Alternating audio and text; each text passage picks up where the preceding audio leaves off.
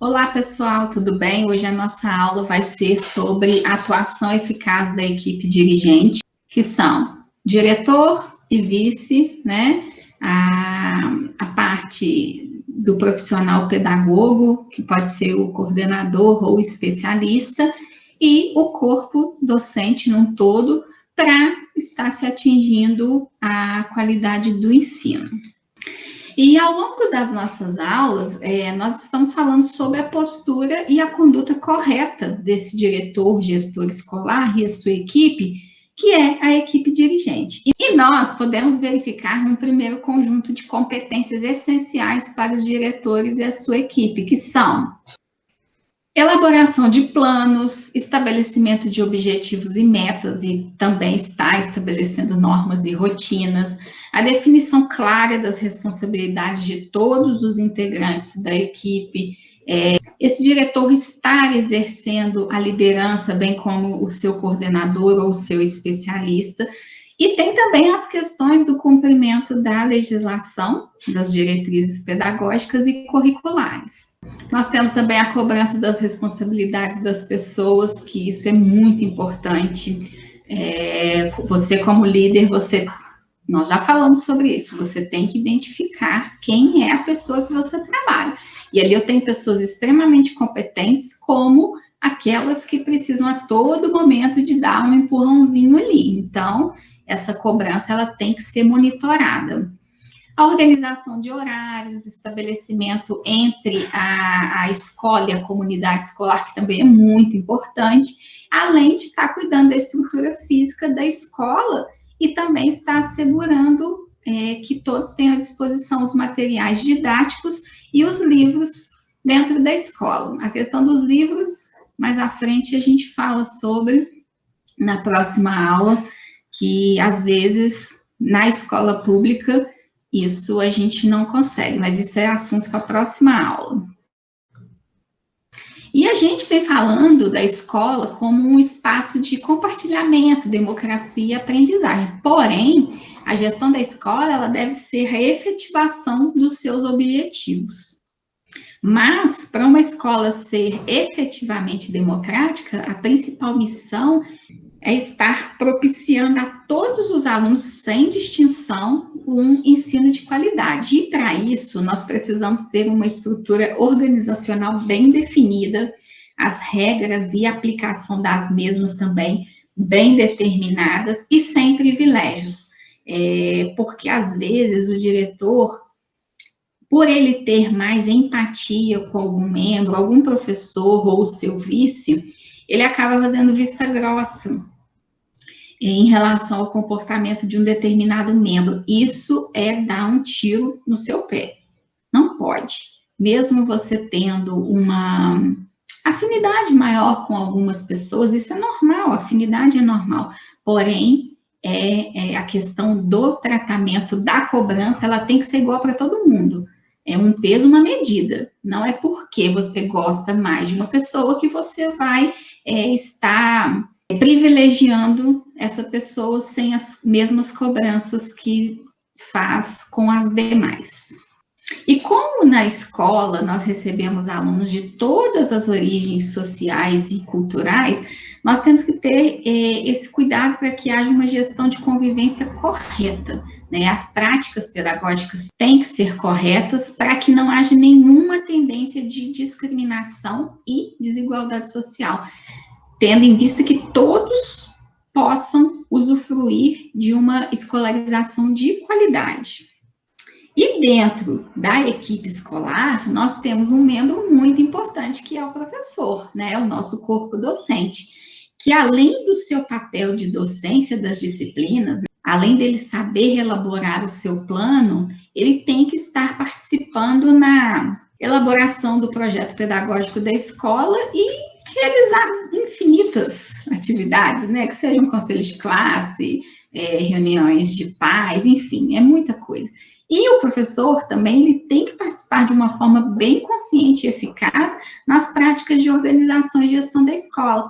Como eu falei, ele é um membro muito importante, ou seja, ele não é mais apenas um operacionalizador do conhecimento. E as propostas, a prática docente que o professor está encaminhando aos seus alunos, tem que ser bem pensada e planejada para que ele não caia no praticismo. E o que é esse praticismo? É você não ter embasamento teórico, né? É tudo ali vindo da sua mente. Você tem que pensar que nós temos a nossa prática, sim, a nossa experiência, porém, ela tem que ser embasada. Eu sempre falo que é como se fosse um elo, né? A prática, a sua prática, a teoria e a consciência, né? Tem que estar dentro desse processo de formação. Normalmente, toda ação, uma aula que você for planejar, enfim, primeira coisa que a gente sempre tem que pensar, qual é o objetivo? Se você seguir uma linha dessa, você consegue ter esse embasamento, porque você vai buscar o seu conhecimento e com a sua prática e a sua consciência, você chega a um bom resultado. E aí, para a gente estar alcançando realmente os objetivos dentro dessa prática docente, nós temos que ter a valorização do magistério. E aí a gente entra num assunto interessante, né? Que nós vamos falar de 3 alicerces básicos, que são a boa formação inicial, a boa formação continuada e as boas condições de trabalho. Sobre cada um, né? A boa formação inicial é você estar sugando tudo dos seus professores, você sendo como uma esponja, porque aí você vai estar adquirindo o seu conhecimento e consolidando uma base. A formação continuada é a não estagnação, você não pode parar, né? A faculdade é o primeiro passo. Você tem que estar adquirindo novos conhecimentos, que sejam cursos de capacitação dentro da sua condição, especializações, apesar que hoje nós temos muita coisa na internet que é gratuita, então às vezes a gente tem que ter muita boa vontade também, porque às vezes você está ali com um orçamento mais reduzido, mas você pode ir buscar alguma coisa dentro daquele conhecimento que você está necessitando, ou não, que seja só para adquirir mesmo, para você se capacitar ainda mais, você pode estar procurando essas capacitações. Já as boas condições de trabalho de carreira, aí é uma coisa mais complexa, porque não depende do professor, do profissional, né? São vários aspectos, como, por exemplo, a oferta que está disponível para ele. Se naquele momento é aquela oferta que tem e há necessidade do trabalho, aí já fica bem mais complexo. E quando a gente fala da qualidade de trabalho, eu falo que é polêmico porque os profissionais da educação não são tratados com o devido respeito. As escolas públicas, elas estão passando por uma situação bem complexa, né? A gente pode falar que a educação hoje, ela está numa fase de decadência. E para a gente reverter isso, vai ter que ser uma ação conjunta e a longo prazo, porque a curto prazo. E não cabe também apenas ao professor esse fracasso da educação. E nós temos que ver que o sistema tem a sua responsabilidade, o professor também, ele tem a sua parcela de responsabilidade. Mas eu penso que a família e o próprio aluno devem fazer parte dessa divisão, como todos da escola e com o sistema governamental. Porque aqui são vários aspectos, né? Eu tenho o professor que não quer inovar, eu tenho o sistema que me trava, que não me dá a condição, eu tenho a família desestruturada, que não está me apoiando dentro de uma ação de correção, e nós temos o próprio aluno, que vem com a parte do desinteresse. Muitos alunos se sentem desmotivados para estar em sala de aula. E aí, temos que estar resgatando esse aluno também. Aí já entra aquela parte de humanidade, de amor pelo trabalho, que você identificou uma situação, você viu que a família não vai ser sua parceira naquele momento, você pode tentar. Eu sempre falo com as minhas professoras que a gente tem que fazer a nossa parte. Eu tentei. Todas as alternativas terminaram, aí eu já não posso fazer mais nada, aquilo não está ao meu alcance.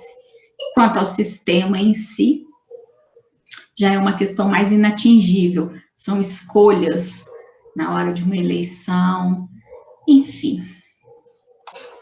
E a gente não pode pensar no professor atuante apenas como o transmissor de conhecimento, porque isso é uma parcela pequena para essa melhoria do estudo, né? O professor, ele tem que se imaginar como mediador do processo educativo. Ele tem que proporcionar ao aluno aquela aquisição do conhecimento, sim, né? Mas o aluno vai participar do processo educativo adquirindo conhecimentos que são úteis para o seu futuro.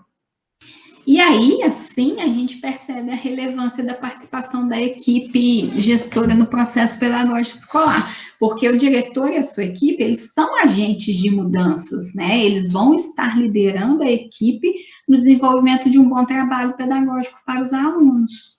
E o diretor, né, o gestor, ele tem que desenvolver competências que possam promover a organização da escola e a participação de toda a comunidade escolar nas decisões educacionais. E ele também, ele tem que estar articulando condições materiais, físicas e financeiras para garantia desse processo de ensino-aprendizagem. E a gente tem que pôr em mente também que todos os conhecimentos, habilidades e valores que os nossos alunos vão adquirir, eles são adquiridos não apenas em sala de aula, né? Eles aprendem isso em todo o ambiente escolar, nas suas relações familiares, em sociedade. Então, a gente tem que pensar que a gestão democrática é imprescindível à participação de toda essa comunidade, porque a escola ela tem que estar aberta ao diálogo e à discussão coletiva para todo tipo de tomada de decisão. E para que tudo isso realmente dê certo, a escola tem que ser muito bem coordenada e administrada. A participação da equipe dirigente para a efetivação de uma gestão democrática, ela é imprescindível. Pela coordenação pedagógica, tem que haver uma orientação metodológica segura, né, que vai dar aquela assistência permanente aos professores, até formas mais eficazes de agrupamento de enturmação de alunos. Isso é muito importante, porque às vezes, por exemplo, quando eu cheguei na escola que eu trabalho, a forma que eles agrupavam os alunos era muito injusta. A minha antecessora, a especialista que me antecedeu, ela tinha uma forma diferenciada, e eu identifiquei isso na primeira semana. Tinham turmas extremamente agitadas, e tinha turmas extremamente apáticas, ou, enfim, isso tudo atrapalhava a aprendizagem. Então, a gente se reuniu, as professoras com a minha parte de especialista, e eu sempre divido a turma de uma seguinte forma: aqueles alunos extremamente agitados, indisciplinados, eu divido igualmente para todas. Por exemplo, se nós temos um número X de alunos problemáticos, eu divido igualmente, que normalmente dão 5 para cada uma. Eu falo que são 5 presentes. E às vezes não dá certo. Mesmo você tendo esse cuidado, aquela movimentação que você faz não dá certo. O que você tem que fazer? Refazer.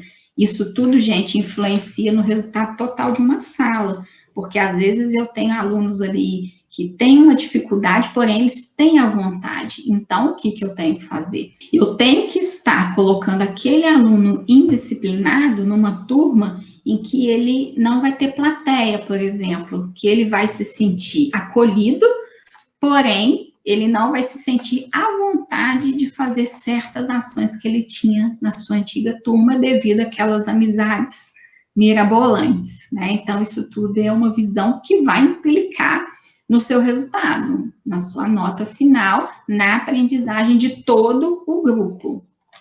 Nisso tudo também, a equipe, a coordenação pedagógica, ela tem que ver também até a forma de avaliação que vai ser utilizada para o acompanhamento das dificuldades desses alunos. Então, às vezes, não vai ser uma prova escrita, às vezes, a forma oral, enfim, tudo isso tem que ser extremamente debatido de uma forma democrática para se chegar num resultado justo para todos. Então, assim, esse foi o resumo da nossa aula. Mediante tudo que foi falado, né? Depois vocês vão ler o material com calma, né? Resumindo, para o êxito da escola, né, para que a escola consiga alcançar suas metas, os seus objetivos, vai depender basicamente da sua organização. Se você tiver uma escola extremamente organizada, com uma gestão democrática, tudo vai caminhar bem e o alcance da meta, o alcance do objetivo proposto vai ser conquistado. Então é isso, um abraço para vocês, estou à disposição.